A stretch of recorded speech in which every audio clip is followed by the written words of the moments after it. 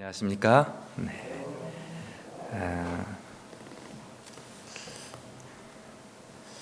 개인적으로 여러 가지 경험들을 하게 되는데 특별히 그 중에 오늘 저는 방어할 때와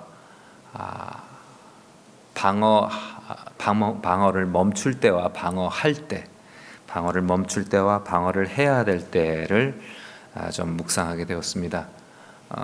개인적인 경험도 있고 우리 성도님들도 함께 그런 경험을 하면서 특별히 요한복음 18장이 다르게 들리지 않고 오늘 저의 경험, 우리 성도님들의 경험과 정말 참 일치하는 경험이다라는 생각을 하면서 오늘 우리가 그리스도께서 십자가 달려 돌아가시 직전에 당하시는 여러 가지 신문과 그 과정 속에서 벌어지는 일들 가운데 예수님이 경험하신 일, 그리고 베드로가 경험한 일, 이 경험을 통해서 우리가 일상적으로 예수님 오시기 전까지 살아가는 이 교회 생활, 특별히 우리와 인간관계, 성도들과의 관계 속에서 일어나는 일들이 서로 방어를 하려고 할 때 그 방어가 오히려 더, 방어를 한다는 것은 어떤 면에서는 그것도 서로 맞서는 것가 되기 때문에, 그래서 그것이 오히려 더 일이 꼬이게 되고 또 그것으로 인해서 점점 문제는 미궁으로 빠지는 경험들을 우리가 하게 됩니다.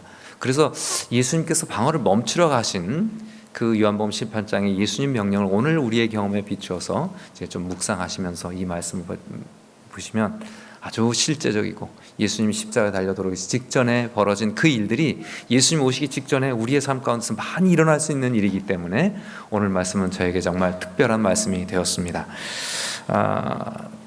요한복음 18장입니다. 요한복음 18장을 읽기 위해서는 18장의 경험들을 마태복음, 마가복음, 누가복음을 이렇게 같이 비교해서 연구하게 되었습니다. 아주 흥미있고 아주 참 저에게는 특별한 시간이었습니다. 예수님께서는 요한복음 18장에서 겟세마네 동산에서 기도를 마치시고 또 17장에 제자들을 위한 간절한 기도, 축복 기도,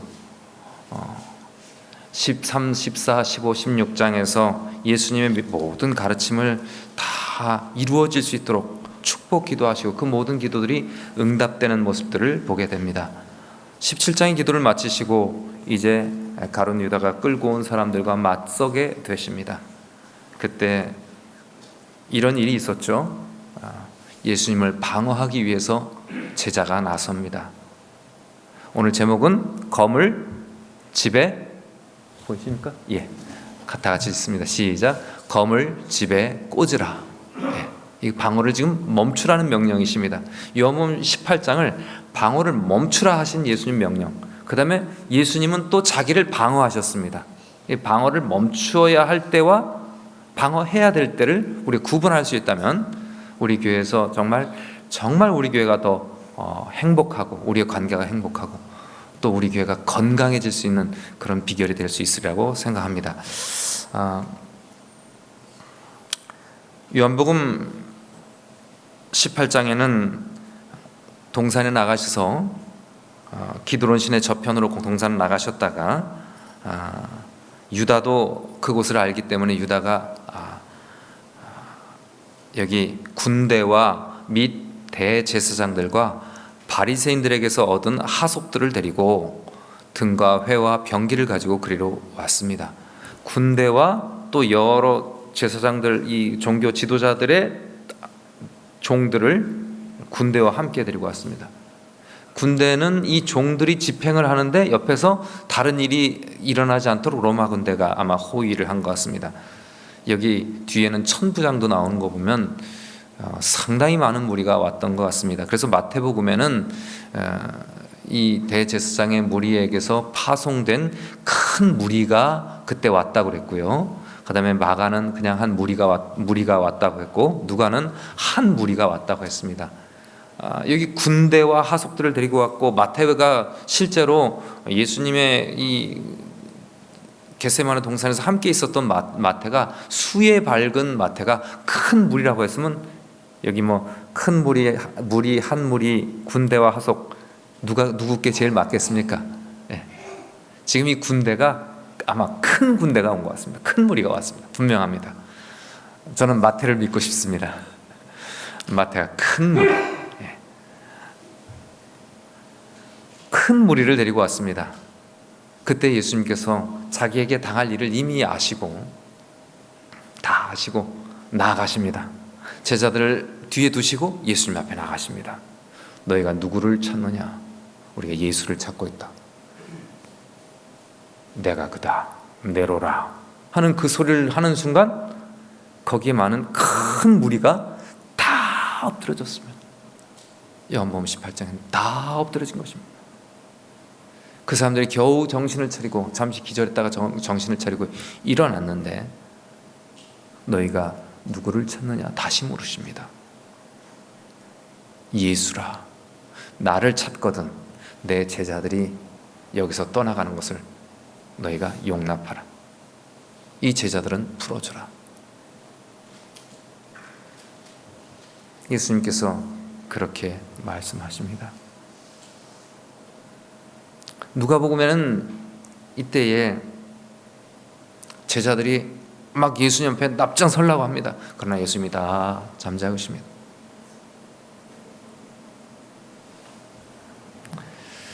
이미 그때 제자들에게는 칼 2자루를 가지고 갔었고 제자들이 옆에서 예수님 우리가 칼로 저 사람들을 칠까요? 하는데 벌써 누구는 어떤 제자는 그 말 하는데 벌써 누구는 벌써 베드로는 벌써 칼을 휘둘렀죠. 그래서 제사장의 종 한 사람의 귀가 떨어져 버렸습니다. 얼굴을 쳤으면 목을 쳤으면 죽었을 텐데 이 귀가 하나님께서 또 그를 보호하셔서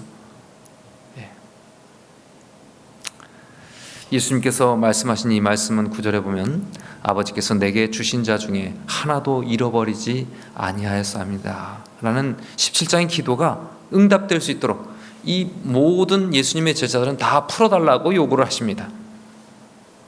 그 사이에 벌써 예수님이 그런 말씀 하기도 전에 하는 중에 시몬 베드로가 검을 가졌다가 그것을 빼가지고 대제사장의 종을 쳤습니다. 오른편 귀를 베어버렸습니다. 그 종의 이름은 말고였습니다. 요한복음에 나오지 않지만 예수님께서 누가복음, 마태복음 그 종의 귀를 치료해 주시면서 누가복음은 이것까지 참으라. 이 일까지 너는 참으라. 넌 나서지 말고 넌 지금 우리를 위해서 방어하지 마라 라고 말씀하십니다. 방어하지 말라는 것입니다. 다 같이 18장 11절을 읽습니다. 시작. 예수께서 베드로더러 이르시되 검을 집에 꽂으라.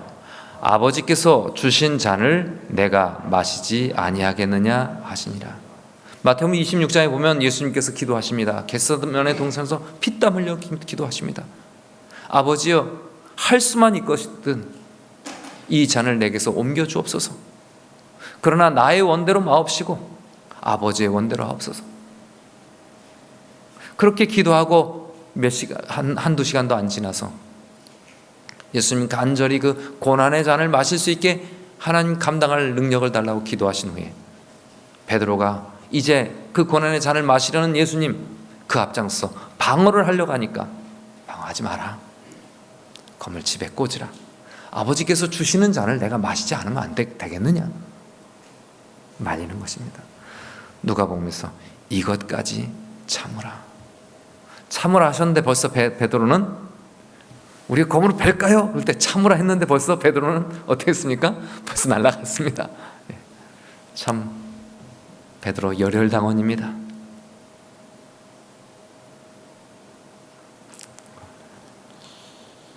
예수님께서는 그 길을 고쳐주면서 자기 제자들을 다 보호하시고 모든 군대를 다 쓰러뜨렸던 능력으로 만약에 예수님께서 마음만 먹으면 제자들을 다 보호하고도 여기 있는 모든 군대들을 다 엎드러지게 할 수 있는 분이시기 때문에 예수님의 요구를 다 들어줄 수밖에 없었습니다. 그리고 예수님은 순순히 결박되셨습니다. 그리고 먼저 대제사장, 아주 원로 대제사장이신 안나스 대제사장 은퇴 대제사장에 끌고 갑니다. 가야바의 장인이었죠. 가야바가 이런 경험에 노련하지 못할까 봐 그의 장인, 이스라엘에서 가장 노련한 대제사장, 예수를 반대하기에 가장 능수능란한 대제사장 안나스에게 먼저 끌고 갑니다. 예수님께서는 그곳에서 더 이상 방언을 멈추셨습니다. 예수님은 왜 방언을 멈추셔야 했을까요? 베드로와 또 다른 사람이 칼을 휘두르려고 할 때 칼을 휘두르지 말라고 하셨던 이유는 무엇일까요? 칼을 휘둘므로 그 이유로 인해서 더 큰 어려움, 더 큰 갈등, 더 큰 싸움, 더 큰 피해가 올 것이기 때문에 예수님의 제자들에게, 예수님의 사람들에게 피해가 가지 않도록 하기 위해서 뭐하지 마라? 방어하지 마라 하신 것입니다.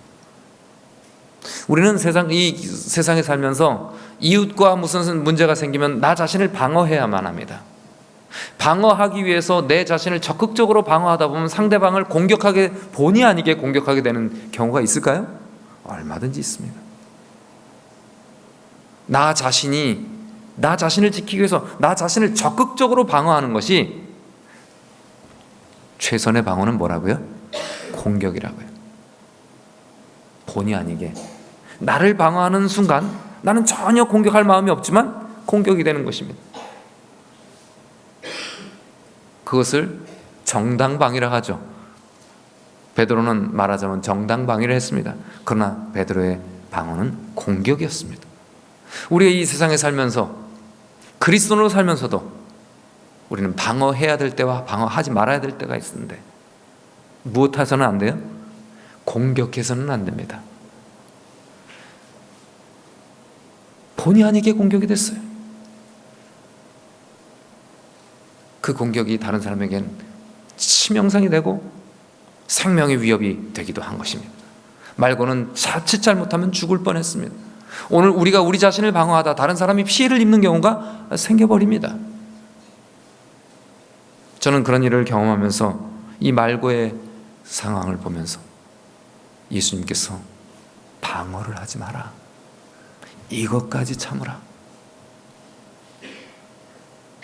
그 말씀이 다시 가슴에 사무치게 되었습니다. 예수님은 더 이상 방어하지 않고 끌려가셨습니다. 이번엔 베드로의 방어가 나옵니다.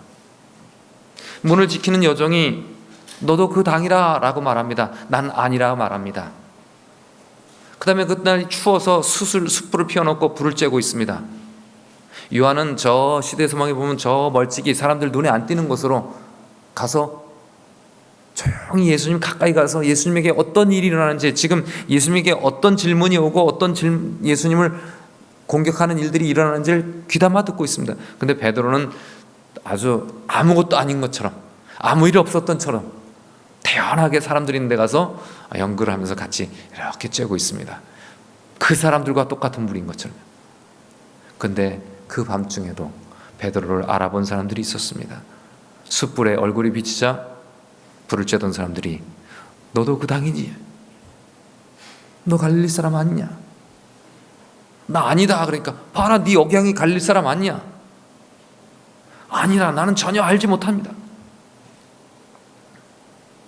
그 말하는데 대제사장의 종 하나가 치명적인 말을 합니다. 베드로의 세 번째 방어가 예수님께서 방어를 하지 말라고 하신 이유의 하나였습니다. 대제사장의 종, 이 대제사장과 아는 제자가 베드로를 그 문에서 불러들였습니다. 그래서 문을 지키던 여종이 이 요한복음을 기록한 요한이 대제사장과 그 가족을 아는 사람이라서 베드로를 잘 말해갖고 데리고 들어왔습니다. 그래서 문을 지키는 여종이 당신 그 갈릴리 나사렛 예수 땅 아니냐? 말했을 때 아니라고 그냥 발뺌했습니다. 두 번째 불 쬐던 사람들이 그렇게 말했습니다. 그런데 세 번째 이 사람은 대제사장 종의 하나입니다. 근데 이 사람은 대제사장 종의 말고, 귀 잘렸던 말고의 친척입니다. 집안 사람입니다. 자기 가족이 베드로에 의해서 귀가 잘리는 장면을 방금 전에 본 것입니다. 그래서 정확하게 말합니다. 내가 동산에서 너가 거기 있는 걸 내가 보지 않았느냐? 아까 봤지 않냐? 라고 말합니다. 마태복음 26장에는 이때 베드로가 깜짝 놀랍니다. 왜냐하면 자기가 살인자로 붙들려면 예수님처럼 죽임을 당할 수도 있으니까 예수님이 이미 내 제자들은 보호해달라고 보증을 받으셨기 때문에 함부로 죽이지 않을 것이 분명했음에도 불구하고 예수님이 자기 제자들을 다치게 하면 예수님이 지금이라도 일어나셔서 그 제자들을 위하여 모든 사람들을 엎드리지게 할까봐 사람들이 예수님의 제자들을 함부로 하지 않을 것이 분명함에도 불구하고 이 제자가 칼로 쳤던 그 방어하기 위해서 칼로 쳤던 그 사람이 바로 이 세 번째 사람, 대제사장의 종의 하나, 그 말고의 가족 중에 하나가 자기 가족이 베드로에 의해서 죽다 살아난 것을 목격한 사람이었습니다. 마태복음 26장에는 베드로가 어떻게 자기를 방어합니까? 맹세하고 저주하여 가로되 나는 절대로 나사렛 예수를 알지 못하고 저 사람을 저주하는, 그 똑같은 사람들 같이 저주하는 것입니다.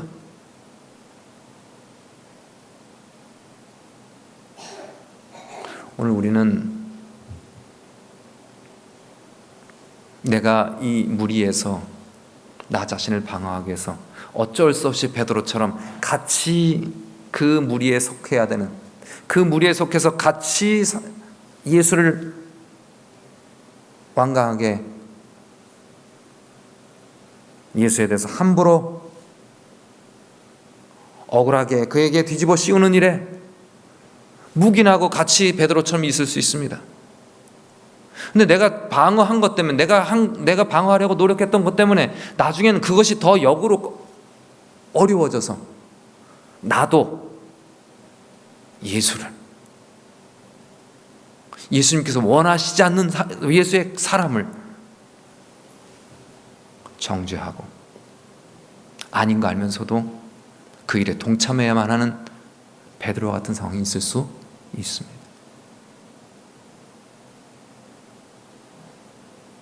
예수님께서 이런 일을 염려하시고 검을 꼽으라 쓰지 마라 하셨는데, 자기를 적극적으로 방어하기 위해서, 예수님만 방어하는 것이 아니라 자기를 방어하기 위해서 다른 사람을 공격했던 그것이 거꾸로 자기에게 돌아와서 자기를 또다시 공격할 때 그것을 벗어나기 위하여 예수를 저주해서 피해난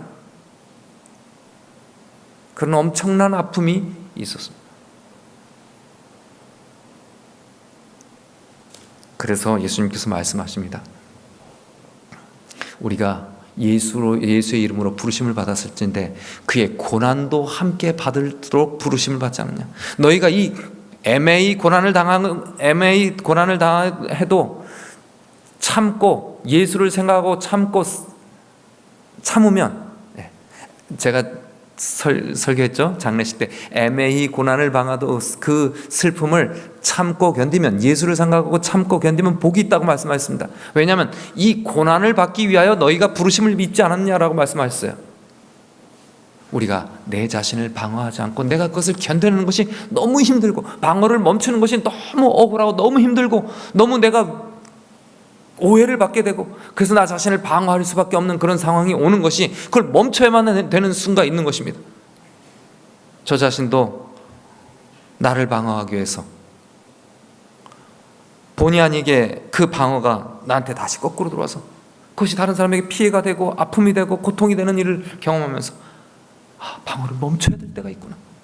내가 그리스도와 함께 고난을 받도록 이 아버지께서 내게 주신 잔을 마셔야지, 내가 그것을 피하려고 안 마시려고 나를 방어하려고 한다가 너무 많은 아픔을 경험하는 일들을 보면서 고난을 위해서 우리가 부르심을 받았구나. 그렇다면 이제 우리가 이 땅에서 정말 행복하고 건강하게 사는 것, 주님께서 주시는 고난도 받을 각오를 하고서 방어를 멈출 수 있는 사람, 누구와 관련될 때 그것이 내 예수님의 사람, 예수님의 제자들을 보호하기 위해서는 뭘 해야 돼요? 방어를 멈춰야 됩니다. 내 성도들이 이 서로 방어하고 주고받고 하는 그 작은 관계에서 누군가 손해볼 것 같으면, 내가 힘들어도, 내가 고난을 받아도, 내가 억울해도 뭐 해야 됩니까? 참아야 되는 것입니다. 이게 멈춰야 되는 것입니다. 멈춰야 될 때와 해야 될 때가 있어요. 멈춰야 될 때는 우리 성도들을 생각해야 될 때 그렇다는 것입니다. 베드로는 그것을 멈추지 못했습니다. 그리고 그는 그의 생명의 위협을 경험할 수밖에 없었습니다. 그래서 그는 그 옆에서 예수님을 저주하고 부인하고 맹세하였습니다. 그때 누가복음 22장에는 예수님께서 주께서 돌이켜 베드로를 보시니, 예수님께서 이미 말씀하셨습니다. 너가 닭이 2번 울기 전에, 오늘 닭이 2번 울기 전에, 너희가 닭 울기 전에 나를 3번 부인하리라 말씀을 하신 지 몇 시간 안 됐습니다. 그때 예수님을 저주하고 맹세하여 저주하는 가운데 닭이 꼬끼요 하고 우는 것입니다. 예수님은 그때 이 법정 안에서, 가야바의 궁정 안에서 계속 너가 뭐 하나님의 아들이냐, 그리스도냐, 너가 사흘 만에 성전을 일으키겠다 했느냐, 뭐 여러 가지 공격을 당하십니다. 그렇게 공격을 주고받고 하는 사이에 무슨 소리가 들립니까? 밖에서 꼬끼요 하는 소리가 들립니다. 그때 예수님께서는 바깥에 예수님을 바라보고 있는 누구를 보는 겁니까? 베드로를 봅니다. 예수님 이미 들리지 않으셨어도 지금 무슨 상황이 벌어진지 아십니다. 베드로가 3번째, 그분이 미리 보신 대로 3번째 예수님을 부인하되 그냥 부인한 것이 아니라 장의를 방어하려고 칼을 휘둘렀다가 그 사람에 의해서, 그 가족에 의해서 목숨이 위협이 오니까 예수님을 저주하고 맹세하는 그런 상황 가운데 왔습니다. 예수님이 예언하신 대로입니다. 꺾기와 하는 순간 예수님은 베드로의 얼굴을 지그시 바라보십니다.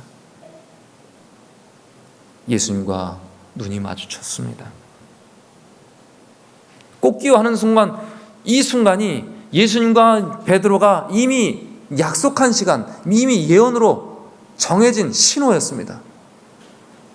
그런데 그 신호대로 정확하게 자기는 예수님을 저주해버린 것입니다. 자기를 방어하려고, 예수님을 방어하려고 했던 키드름 칼이 그것이 거꾸로 비수가 돼서 나를 향하여 올 때 내가 예수님을 모른다고 저주하며 방어하는 그 상황, 이 참담한 순간 꼭 끼어하고 울려버린 것입니다. 3번 나를 부인하리라는 짐이 생각나서 밖에 나가서 심히 통곡합니다. 그는 정처 없이 걸어갑니다. 어디로 가는지 모릅니다. 그런데 그가 참 발걸음이 멈춘 것은 바로 예수님이 겟세마네 동산에서 피땀 흘려 기도하시던 그곳에서 자기 발걸음이 멈췄습니다. 예수님이 엎드린 곳에서 그냥 엎드러졌습니다. 그리고 자기의 그 부끄러움,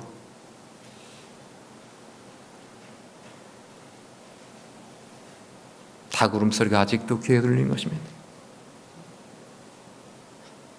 그 예수님의 유심히 바라보시는 그 시선을 보고 베드로도 그 순간 너무 민망해서 자기를 바라보시는 예수님을 바라보고, 멀리서 잘 들리진 않지만 이미 그 상황에 어떤 일이 벌어진지 보시고 서로 눈이 마주치는 순간 너무 마음이 괴로워서 도망갑니다. 그는 매우 슬퍼했어. 더 이상 참을 수 없어 비통한 마음으로 재판장에서 뛰쳐나왔습니다. 그리고 예수님이 엎드렸던 바로 그곳에서 베드로는 얼굴을 땅에 대고 하나님 저를 죽여주옵소서, 하나님 앞에 심각하게 통곡하며 기도하는 것입니다. 나를 지키려고, 나를 막으려고, 나를 보호하려고 했던 모든 것들이, 예수님을 막아보려고 했던 것이 그것이 나한테 돌아오고, 나를 방어하려 했던 것이 예수님을 똑같이 핍박하는 말이 되어버렸습니다. 나는 예수님의 제자가 아닙니다. 예수님의 원수가 되었습니다. 하나님 저를 죽여주옵소서.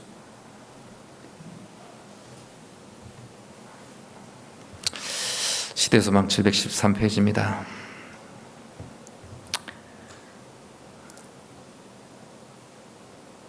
베드로가 큰 죄를 지을 길을 마련하고 있던 때가 정말 큰 죄입니다. 예수님을 저주하다니요. 시대소망 끝에는 온 우주의 사령관에게 하신 그 모든 뺨을 치고, 그 다음에 눈을 가리고 막 주먹으로 치고 손바닥으로 치고 하면서 침을 얼굴에다 뱉고, 누가 너를 쳤는지 맞추라고, 하나님의 능력을 그런 데 사용하라고 그렇게 막 조롱하는데, 그 모든 예수님의 전 우주의 사령관에게 하는 그 모든 행동들을 하늘 천사들은 하늘책에 기록하고 있었다라고 말합니다. 그 누구도 기록됐습니까? 예수님의 제자, 그것도 수제자 베드로가 그 큰 죄를 기록당하고 있는 것입니다. 그가 그 큰 죄를 지을 길을 마련하고 있었던 때는 바로 베드로에게 깨어 기도라고 명하셨는데도 자고 있던 바로 그때 그 죄 지을 준비를 하고 있었다. 그 결정적인 순간에 잠을 잤으므로 제자들은 모두 큰 손실을 당했다.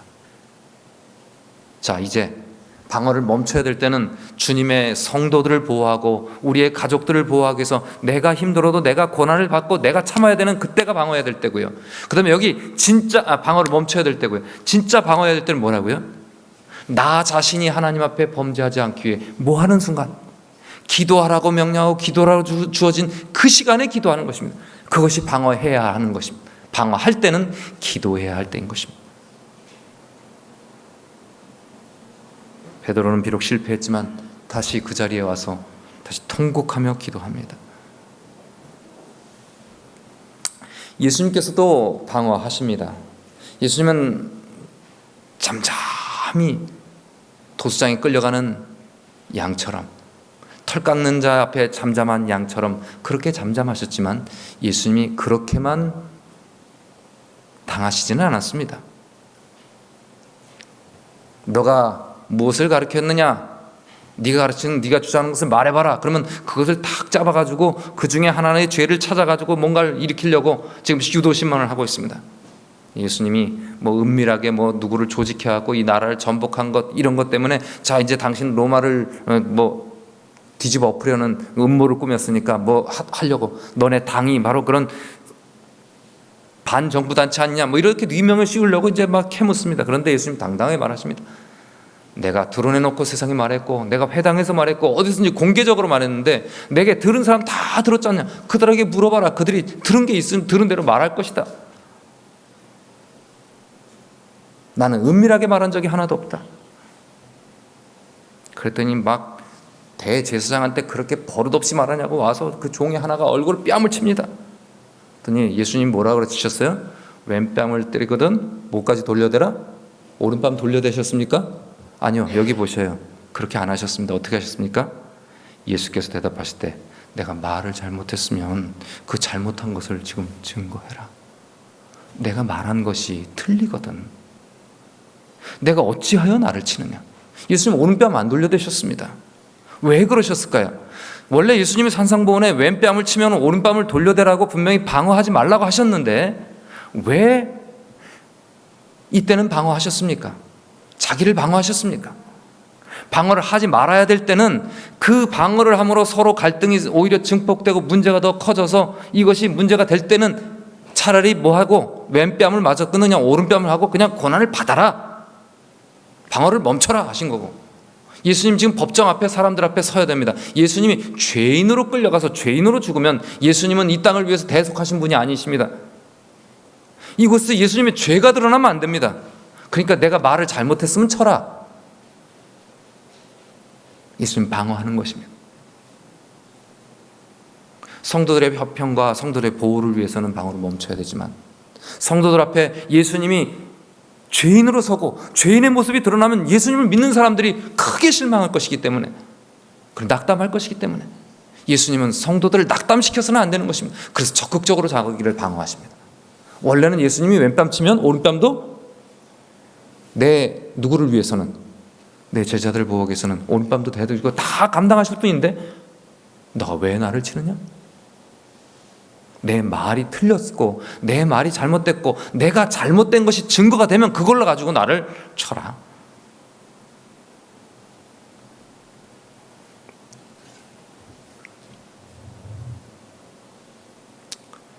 안나스에게서 그리고 그 이제 원래 대제사장인 가야바 그 사위 가야바에게 가서 또 한참 공공을 당하다가 마지막으로 빌라도에게 끌려갑니다. 너가 유대인의 왕이냐? 이 사람들이 증명하는 대로 네가 유대인의 왕이어가지고 이 로마나를 괴롭히려고 하느냐? 예수님께서 대답하십니다. 내 나라는 이 세상에 속한 것이 아니라.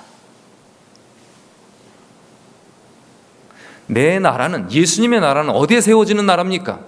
우리의 마음 속에 우리의 마음이 누구의 영토가 되어야 되는 것입니까? 하나님의 영토, 하나님이 다스리는 영토가 되는 것입니다.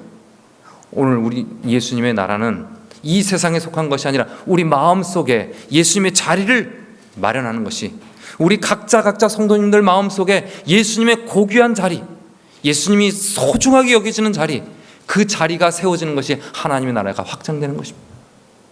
예수님은 내 나라는 이 세상에 있지 않고 천국은 그 마음에 있다고 말씀하시고, 마태복음 5장, 8장, 7장까지 팔복에 천국을 우리 마음속에 있는 것을 말씀하셨습니다.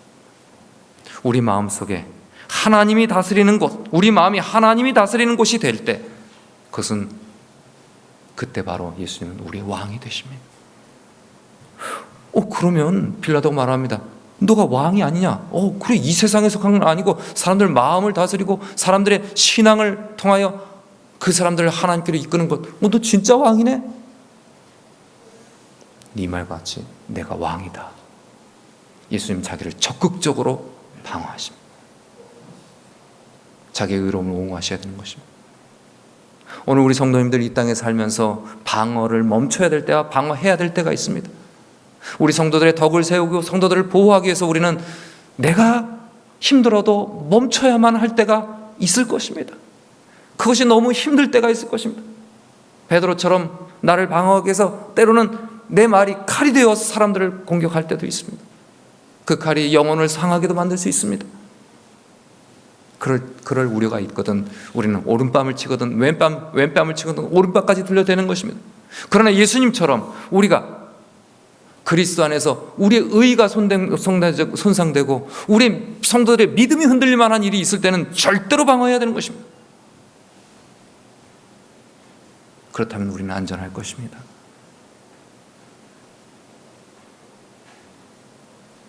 그런데 우리는 거꾸로 합니다. 거꾸로 하죠. 우리 마음속에 하나님의 영토가 세워져야 되는데 우리 마음이 내 영토가 되어가지고 내 영토 내가 지킨다 하다가 수많은 갈등이 일어나 버립니다. 내 영토는 내 마음속은 누구의 영토가 되어야 됩니까? 하나님의 영토가 되어야 되는 것입니다. 하나님 주관하시고 하나님 다스리는 마음이 되어야 되는 것입니다. 그래서 우리의 마음에 모든 사람들과 함께 연합되고 연락되고 서로 도움을 입는 그런 정말 안전한, 서로 방어할 필요가 없고 서로를 지키려 애쓸 필요가 없는 그런 마음 놓고 서로를 신뢰할 수 있는 관계, 서로를 사랑하는 관계, 서로의 사랑에 대해서 조금 더 의심하지 않아도 되는 하나님을 사랑하는 사람, 그리고 형제 내 이웃을 내 몸과 같이 사랑하는 그런 마음과 마음이 이어지는 그런 영토. 그래서 나에 대해서 저 사람이 절대로 그런 말 할 리가 없어, 저 사람이 나에 대해서 저렇게 할 리가 없어, 그렇게 서로가 서로를 확실하게 믿어줄 수 있는 그런 상태, 바로 그 마음의 영토, 하나님의 영토, 우리 마음속에 하나님의 영토들을 회복하시는 저와 여러분 되시길 간절히 바랍니다. 그 영토로 이 세상 우리 가족들이 뭔가 내 마음의 영토, 내 영토가 손상받는 것은 그냥 방어하지 말고 하나님께 맡기고, 다 내 영토, 내 영토는 다 내어주더라도 내 마음속에 누구 영토는 지킵니까? 하나님의 영토, 하나님이 다스리면 끝까지 지켜내는 그런 믿음, 그것을 통해서 모두와 평화로울 수 있는, 예수님 오시기 전에 정말 우리 안에는 참 기쁨과 참 행복이 넘치는 그런 관계가 우리의 관계가 되었으면 참 좋겠습니다. 주님은 그래서 너희가 부름을 입었을 때 고난도 그리스도와 함께 받도록 부름을 받지 않았느냐? 애매히 고난을 당하도 그 슬픔을 예수를 생각하고 참으면 복이 있도다. 그 말씀이 오늘 우리에게 해당되는 말씀이 되어야 할 것입니다. 시대의 소망 714페이지에 베드로와 그 제자들이 만일 진짜 최고의 방어를 할 수 있는 기회가 있었습니다. 어떤 기회입니까? 최고의 방어를 해야 될 순간이 있었습니다. 바로 기도해야 할 순간이었습니다. 다 같이 읽습니다. 시작. 동산에서 깨어 기도하면서 시간을 보냈더라면 베드로는 자기 자신의 연약한 힘만 의지하도록 버려지지 않았을 것이다. 그는 주인임을 부인하지 않았을 것이다. 제자들이 고민 가운데 계시는 그리스도와 같이 깨어 있었다면 그들은 십자가 위에서 고통당하시는 그분을 바라볼 수 있도록 준비되었을 것이다. 우리 자신을 방어하기 위해서, 내 영토를 방어하기 위해서 애쓰는 것은 멈춰야 되지만, 우리가 우리 마음속에 하나님의 영토가 훼손당하는 것은 지켜내기 위해서 어떻게 됩니까? 내 힘만 의지하지 않고, 그렇게 버려지지 않고 그리스도와 같이 함께 깨어 기도함으로 십자가의 고난이라 할지라도 고난도 함께 받을 수 있는, 애매한 고난도 참을 수 있는, 그리스도를 생각함으로 참고 견딜 수 있는 그런 넉넉한 믿음, 그 믿음을 지키기 위해서는 예수님과 함께 깨어 기도하는 그 최고의 방어를 오늘 우리가 이 저녁에 주님 앞에 드리기를 간절히 바랍니다. 주님께서 우리를 지키심으로 사단이 우리 모든 성도들과 저와 우리 교회를 틈탈 수 없는 강력한 하나님의 영토들이 되시길 바라며 말씀을 줄이겠습니다.